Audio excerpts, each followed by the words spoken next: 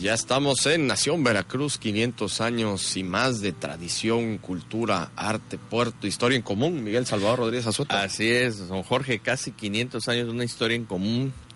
Y como dice Alfonso Reyes en uno de sus poemas, el mar nos guarda las espaldas. Así es, se llama Golfo de México, se llama el poema. Y bueno, pues es muy bonito. Un día de estos voy a traerlo completo, porque es una visión precisamente del regio Alfonso Reyes, que algún día anduvo por aquí, por Veracruz, en el siglo pasado. Y efectivamente, puerto y ciudad son dos y a la vez son uno.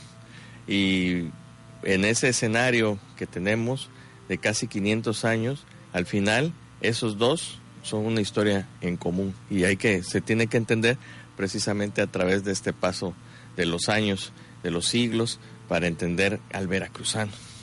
Fíjate que, Miguel, si te parece, vamos a platicar de esto después del corte para ir dando como pues como un tipo de barrunto, ¿no? Pero es que no quiere ser barrunto, porque el barrunto nomás es así como que pegarle algo por muy encima, ¿no? Muy superficial, pero sí entrar de lleno a estar haciendo esta reflexión sobre la importancia que tiene el puerto, la actividad portuaria, todo esto desde que llegó Juan de Grijalva, que este año se conmemoran los 500 años, ¿no? Y de hecho ahí sí la estableció el fondeadero, ¿no? Y que al final fue el puerto durante muchos siglos, y después se fue formando el puerto enfrente de San Juan de Ulúa. San Juan de Ulúa no dejó de funcionar como puerto, sino que era el fondeadero, puerto y protección. Pero por los arrecifes. ¿Cómo esto se va haciendo trascendental en la conformación de una ciudad que tenemos actualmente, ¿no? Y creo que es la importancia de hacer esta reflexión y este análisis, porque vemos, hay como elementos disgregados, y lo importante es a todos conjuntarlos, integrarlos como tal, y poderlo vislumbrar desde esta perspectiva.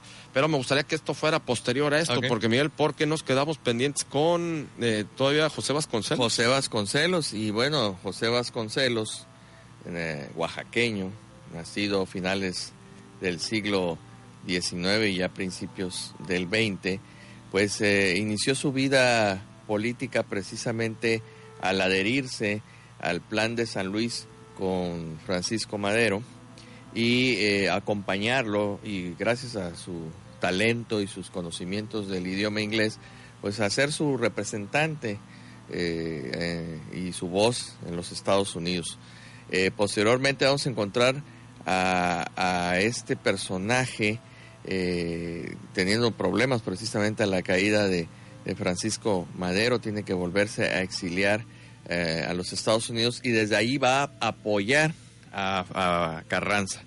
Y al triunfo del carrancismo regresa a México, se va a hacer cargo de los aspectos educativos de los proyectos carrancistas. Sin embargo, unas diferencias con el primer jefe, como él se hacía llamar, el primer jefe constitucional del proyecto constitucionalista, pues lo va nuevamente a alejar de la palestra política, hasta que posteriormente, a invitación de Adolfo de la Huerta, va a regresar para hacerse cargo de la Universidad Autónoma de México, lo que actualmente es la UNAM, y se dice que, bueno, pues es el autor de la frase "por mi raza hablará el espíritu", y va a ser ministro de Educación, efectivamente, durante el gobierno de Álvaro Obregón, y posteriormente, ya en el 29, va a tratar de competir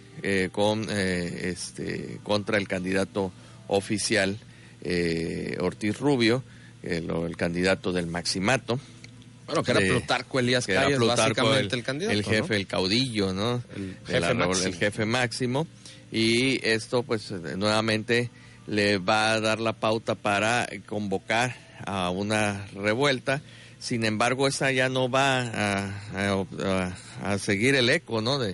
Como ocurrió en 1910, que también fue lanzada desde los Estados Unidos por Francisco Madero, porque después de tantos años de guerra civil, la gente ya estaba harta, ¿no? Entonces, ya no encuentra el eco. Él va a regresar hasta los tiempos de Ávila Camacho, y bueno, pues va a continuar con su labor intelectual.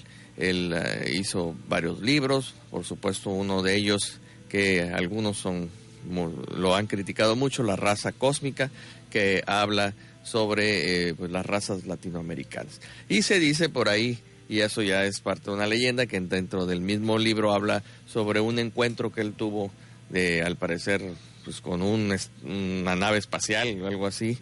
He tratado de buscarlo, no lo he encontrado bien, vamos a tratar de ver de qué se trata ese tipo de encuentro cercano del tercer tipo del que habló José Vasconcelos. Pero bueno, José Vasconcelos es la muestra de, precisamente como usted lo comentaba ayer, de un político, pero con el perfil idóneo para ocupar la cartera de educación. Un hombre que se abocó a la constitución de las escuelas rurales, don Jorge, y en su ánimo tal vez de afiliación católica, creó las famosas misiones culturales, tanto en el extranjero como dentro de la República Mexicana, y que dio la oportunidad para que conocieran niños de zonas alejadas las grandes obras de la literatura universal. Él fue José Vasconcelos. Fíjate que, Miguel, aparte de todo esto, se puede decir que es parte del pilar fundamental de la educación actual de nuestro país, ¿no? Porque el libro de texto gratuito. El libro de texto gratuito y todo, porque hay que recordar que con Porfirio Díaz hubo muchísimos adelantos, sobre todo en la parte de la infraestructura, de la economía del país, pero no de la educación, al contrario, ¿no? Al contrario, gran parte de la población en México era analfabeta, ¿no? Solo unos cuantos podían acceder a este tipo de educación, y sobre todo a la educación básica como tal, y se puede decir que prácticamente a raíz de José Vasconcelos es donde se empieza ya a borrar este analfabetismo o estos índices tan altos de analfabetismo. Porque empezando por ahí, ya déjate de todo lo demás, ¿no? Bajar el analfabetismo en el país. Y los ejemplos, por supuesto, que fueron muy claros. Recuerdo la letra de mi abuelo, usted recordará. Mi abuelo tenía una letra preciosa, era una caligrafía, porque hacían caligrafía. Así es, y a pesar de que mi abuelo no tuvo grandes estudios, sin embargo, ha pasado el tiempo, y ahora que mi tía me dio unos documentos ya de mi abuelo en herencia, que estaban por ahí, pude percatarme de esa disciplina y sobre todo de ese esfuerzo que debió tener estas misiones culturales, educativas, y con esos profesores que realmente, fuera de todo el contexto de que vemos en las películas del famoso profesor de Cantinflas, el profe, realmente eran profesores de vocación, y que fueron a lugares recógnitos de nuestra gran República Mexicana, y que dieron a lo mejor hasta su vida. No sabemos si en algunos lugares donde existían esos caciques recalcitrantes pudo haber fallecido algún profesor, ¿verdad? Pero eso lo vamos a saber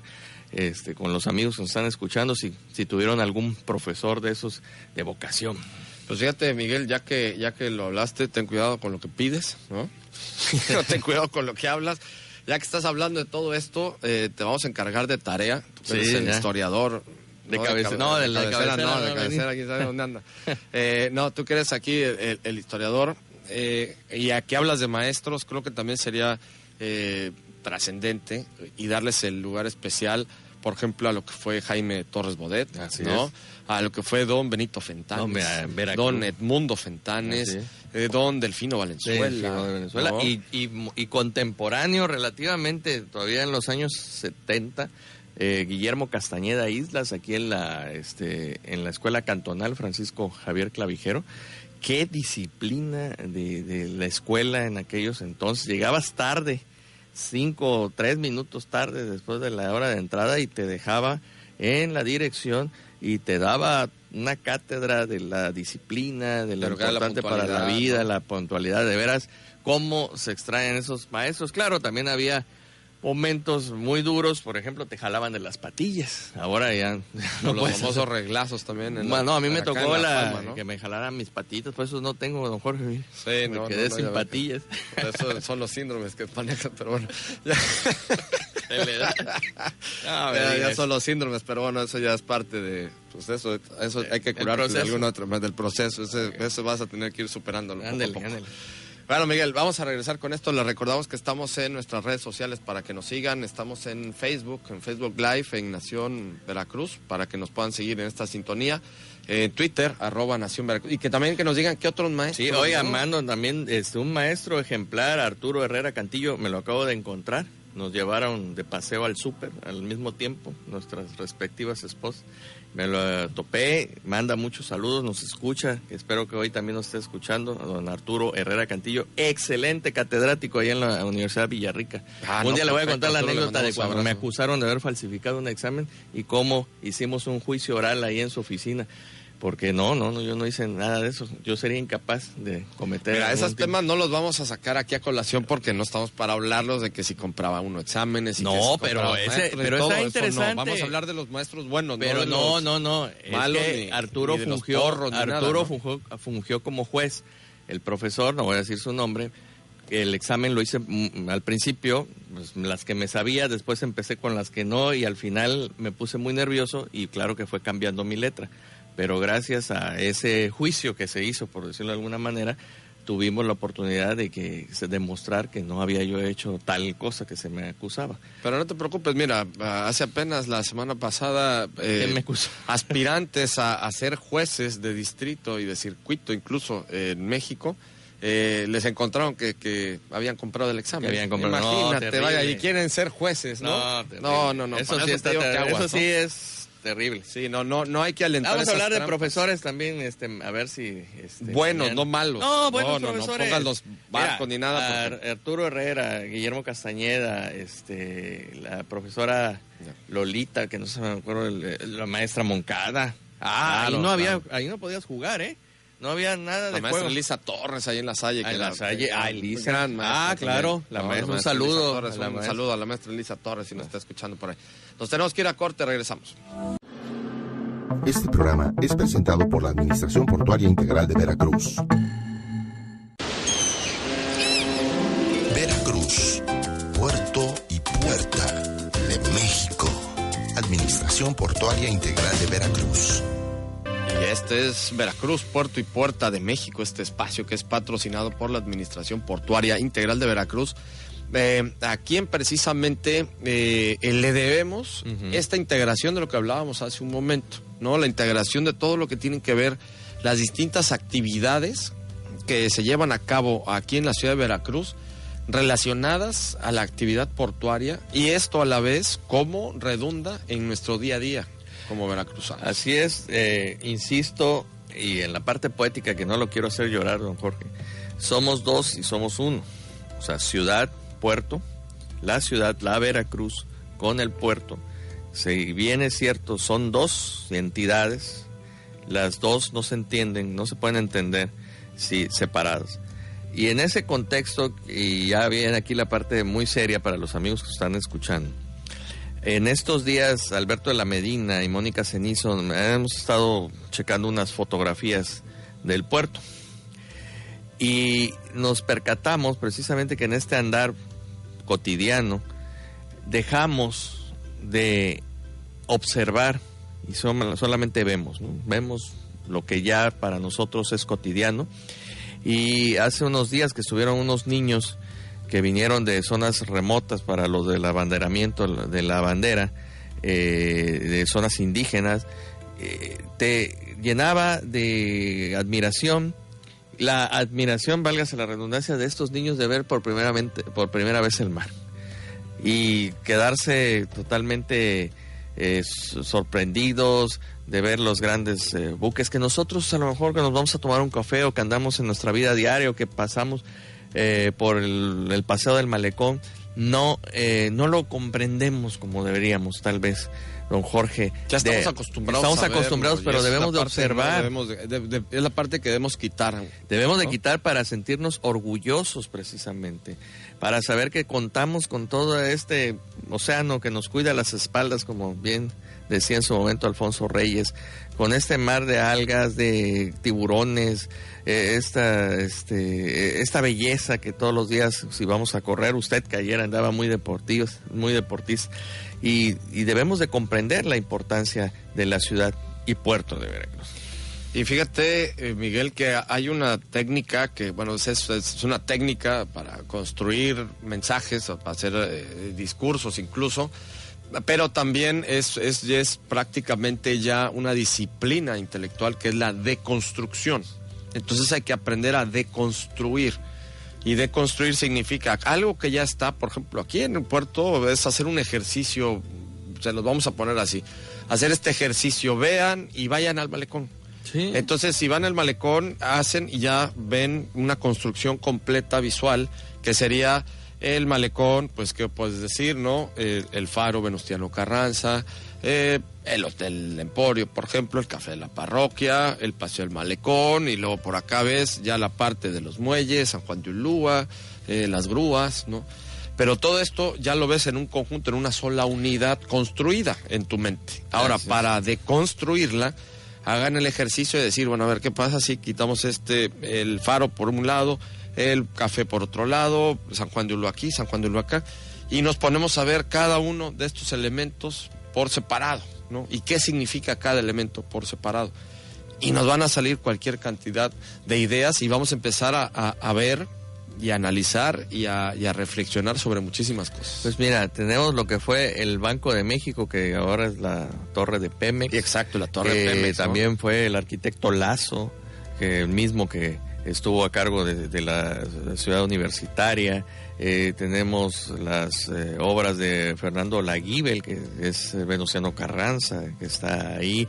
Y solamente ya, nada más con observar un barco tan gigante, de esos que están saliendo y entrando los automóviles, te pones a pensar cuánto peso y para que pueda estar flotando, ¿no? Entonces, a lo mejor creo que precisamente en este ejercicio que usted menciona tendríamos que analizarlo, tendríamos que sentarnos. Porque te quedas a analizar a cada elemento, ¿sí me explico? Entonces por ejemplo, pones el punto del barco, ya nos vamos. Pones el punto del barco, ¿no? Entonces, bueno, este barco, pónganse a ver ese barco y pónganse a pensar nada más, se ven todos los contenedores, por ejemplo, así todos apilados.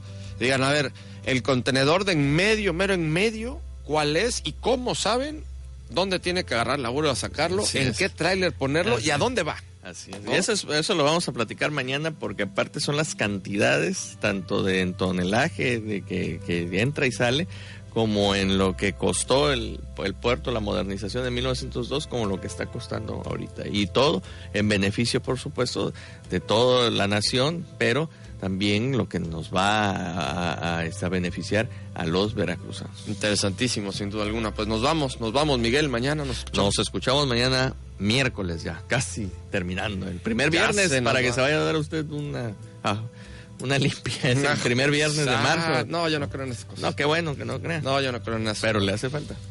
Pero sí, pero una rameada, ¿no? No, una rameada, estás loco. Yo no creo nada de eso, ¿no? Entonces, bueno, nos vamos. Muchísimas gracias a todos por su atención. Cadena Más Latina, Funda Crover, Centro INA Veracruz y Administración Portuaria Integral de Veracruz presentaron Nación Veracruz, 500 años y más. Hasta la próxima.